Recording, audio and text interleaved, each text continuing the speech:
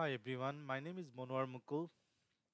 In this tutorial, I'll go through the installing Oracle database or RDBMS software and then creating pluggable database or container database with one PDB and validate after that using Jenkins.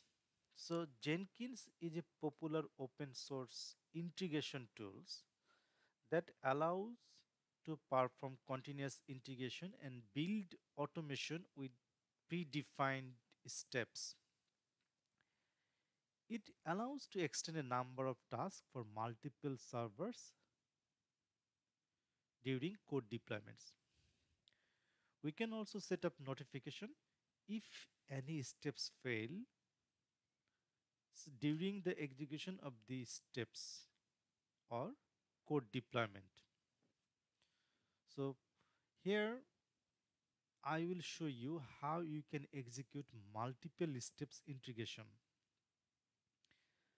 by using pipeline projects and freestyle projects, and using pipeline both source control management, which can be declarative pipeline, which is declarative pipeline, and then add pdbtns. This is also pipeline project and scripted pipeline. I'm going to use script here.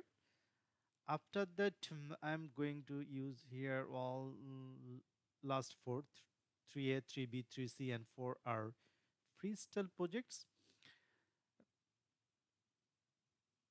3A, 3B, I'm going to use SQL plus a sysdba, just kind of normal SQL scripts to run as a sysdba. And 3C, I'm going to use by thinking as a developer point of view, where they cannot connect as a sysdba, but they need to connect any application user. So for this purpose, I have installed separate plugin. After that, number 4, database status, I am going to use Ansible scripts here. So I could do all together in one Jenkins file to put like 2, 3, and 4 into one single stage. But I just make it for the separate because of learning purpose, so that I can cover more Jenkins features here. So Jenkins can be extended by additional plugins. We can install plugins to support building and testing different types of tasks. So I have already installed required plugins. So for this tutorial, the plugins I needed, I have already installed. So if I go to manage plugins, you see that Jenkins, manage plugins installed. So I have installed first, go through role based. So this plugin is mainly for setting up user roles, like to create roles and users, then assign users to a specific roles. Next, I have installed pipeline, build pipeline, so plugin, so that I can do upstream and downstream projects.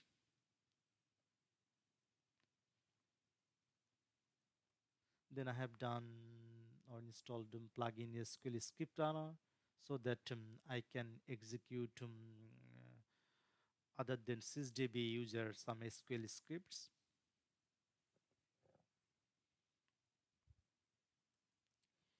Email for email notification.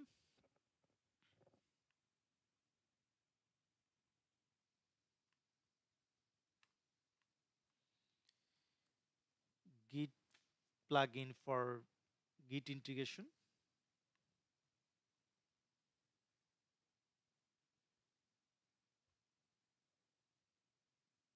It's already there, you see that. Then Ansible for Ansible integration. To install plugin, you can go to available, section like tab and then search for the plugin. For example, if I search for backup, you can see the plugin there. So you can just click and install without restart or after restart. So based on your outage window, or if you have, and for your the learning purpose, you can do that. It doesn't take much time to restart Jenkins services. So now let's go back. Here, if first one is a pipeline project, if you click here and click on configure, you will see that what I have defined here. I selected like declarative pipeline, it will get from the source control management, and I define the repository Git. Source control management in this case is Git, and I define the repository URL. So repository URL is open, it's a public, so this is the URL. And down below I define the path, because I would like to get all the scripts here you see to download in a path, so that I can define those scripts for later projects or pipeline jobs or any freestyle jobs. So I give that path, and here this script path, it looks for Jenkins file. So in my case, Jenkins file is this one, OraDB Jenkins. So I define that one, OraDB Jenkins here. Then second one, this is, if you go to configure, you can see this is also a pipeline job. And here I am giving, last time it was source control management, this time it's a pipeline job, so scripted. So script is here. What the thing here, you can see that one, that this is the path where I downloaded my scripts from that Git repository. And if you see the TNS update is there. So TNS update, if you click that on, this script is mainly to update TNS names.ora for PDB database. So you can use any other shell script, but for this purpose, because I'm going through Oracle database, so I am showing you there that I'm calling here. So here, if you look there one thing is there noted there, that Ora X1. And if I go for the first one, even that Jenkins file,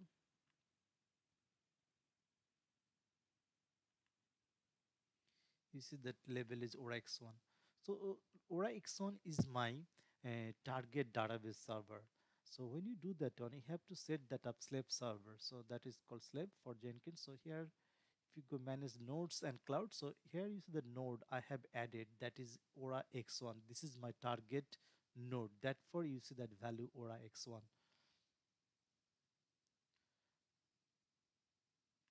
So go back now. Here is that I am going to execute few SQL scripts. So first one is modify password. So if you configure, click on configure, here you see that I'm going to run modify password.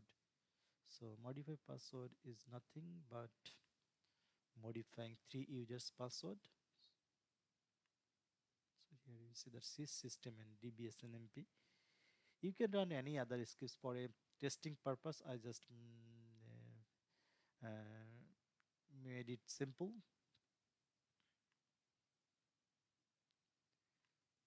The next one is modify log mode. So go to configure, then you see that restart archive block. So it's just changing the log mode. If you go here, skip part, you can see that restart archive log. It just setting into database to archive log mode. And then third one, if you go there, configure, you can see that it's here I am using SQL script runner. I am not using sysdbs. So what I am going to do, I am going to define the credential for the database, and I am going to pass the variables instance. So it will get that automatically, because I already defined that into global variables. And here I am using user defined script. You can see the other option. So user defined script, the scripts, it will run the DB components. And I also define the Oracle home, SQL plus location, and TNS admin. Then last one, database status. I'm going to use here. If you go see the configure, click on configure, you will see that I'm running a Ansible playbook. So validate YML. So you can see that one here also. So DB components, you can see that it's just get the components details like component ID, component name, versions from the registry.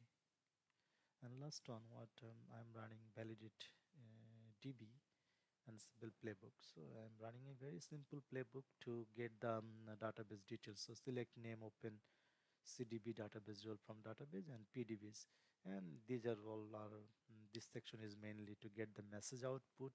And here I am passing on the variables. So this is the ORCL DB. So these names, because my scripts will create the default RPM. So here, if you just go to Oracle document for running RPM package to install Oracle database, you can get, I'm just following this RPM one, and therefore I know that which database it will create and which PDB it will create. I know where the Oracle home will be. This is the from the script that before I run to set up password.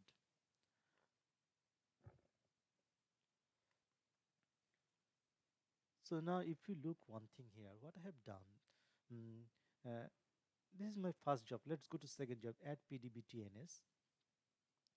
If you go to configure section, look here, under build triggers section, you can click from top here. So I defined this build triggers will follow create Oracle DB. Same I have done for all others, like modify password. If you go to configure, you'll see that build trigger section, I mentioned that this job will follow add PDB TNS. If I go for modify log mode, then you will see, you can see it from here also because it has got both upstream and downstream. So you can see that one. So this 3B modify log mode will follow this modify password, and this modify log mode job will be followed by validate components. So I have created, if like modify password, modify log mode, validate components. So post DB section, I created that, and this is from my previous run. So I have created a separate post DB creation pipeline where I define my initial job is modify password. And for each of them, if I click any, so what I have done for my maintenance purpose to clear the old logs under discard old build, I define that days to keep one and number of builds to keep number one. You can put what you want. So for the maintenance purpose, you can set that up. So now let's start to execute the job. So we can execute by clicking that job. You can see that build now. If I click here, you can see that build now anywhere. You see that even from here, you can say that build now job. So let's start the job. So I'm going to start, click build now. Now look this section here. So because the job is starting from master, so it knows that one, then its job passes to my target database server. So this is create Oracle database. You can click that one, or you can click the number. So if I click that create Oracle DB, I can see that different stages here because this is a declarative pipeline. Therefore, is the first one. So it's getting code from the source code management system, so SCM. So then it has done this download record RPM, install record RPM, install database software, delete RPM. So then it's go to create databases. So it's just starting that up. Initially just thinking, okay, time will be something, 16 minutes, 52 seconds, something assumption that for It's not the time that I have started jobs. So, and here you see that one button is blinking, that means job is running. And here if you see that down button, it's little bit tricky, so I prefer to click the number. If I click the number and you see left side, there's a console output, so that you can see that what it is doing actually. So this is doing create database. You can see that log from here. I'm going to pause it here because it will take around 30 minutes. Then I'll be back. So here I'm back. It's around 26 minutes. Let's see the log. So here you can see that button. Click that button. You can go to console output. So it's still running. So in the meantime, I can show you a thing. So if you click Jenkins, if you remember, I said that for this validate components,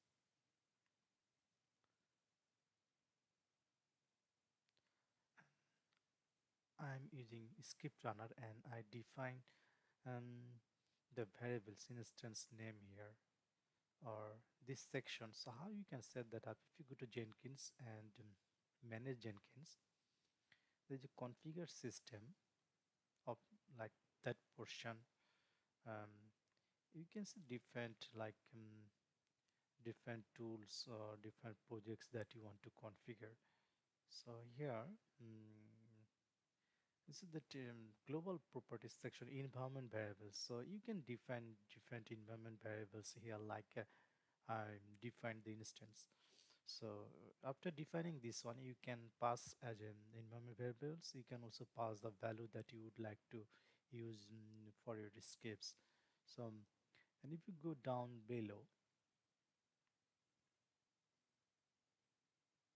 here I also set that up for extended email notification. So all the information you need, you can set that up into configuration section. So let's go back now. So this is the one I can check from here also. So configure. So it's not there. I'm not configuring, but I just click that one. And the number, I can click number. Otherwise, I can click from this down arrow button. It's a little tricky actually. So click that number, console output. So still running. So let me back another 2-3 minutes time. So here I am back now. Here you see that database configure Oracle database, and that has been completed, and it's immediately triggered a new build for the second stage one, like that I mentioned, that project add pdbtns. So let's click that one. You can click from here. You can and see this is the build, so it has already been completed. So if I click there, so you can see console output, so that has been done, and it's immediately followed trigger a new build of modify password. So if I click that one, modify password, and that has also been completed, it seems like. So console output, you can see that has been done. So just finish that one, and it follows the next one, which is modify log mode. So if I, because it will take time, so if you click that one, that build number and console output, so it's running that one. So from the top level, you can see that upstream and downstream project relationship. And if I go to, in the meantime, if I go to here, the upstream and downstream pipeline, you can see that the first one is completed and second one, therefore you can see this is a yellow color. So it's running here. So when that will be finished, it will be green color. So that has been done. So now it's going to validate components. So you can go from here, go back and click the number pending because it's still waiting. So now click there. So console output, you can see that this is running here. So I can see all the components here, that component. So now it will start next job, which is in database status. So if I click there, so it's running. console output.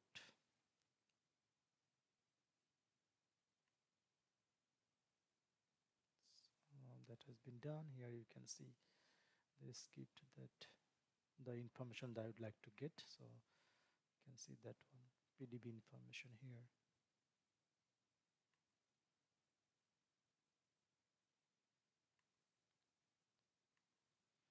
So all done. You can see that build pipeline also. So all completed. This is the post part that I set that up, and if you get the first one, if you see the full stage view, you can see that one. So it took 28 minutes 53 seconds, so you can get the full view here. So here we have learned how to install Oracle RDBMS software through Jenkins. We can use for other daily activities tasks like regular health checks or regular backup or regular export import through Jenkins. So it will be time saving for us. So yeah, you can practice and play with this one. I hope you will enjoy that one. Thank you. Thanks for watching.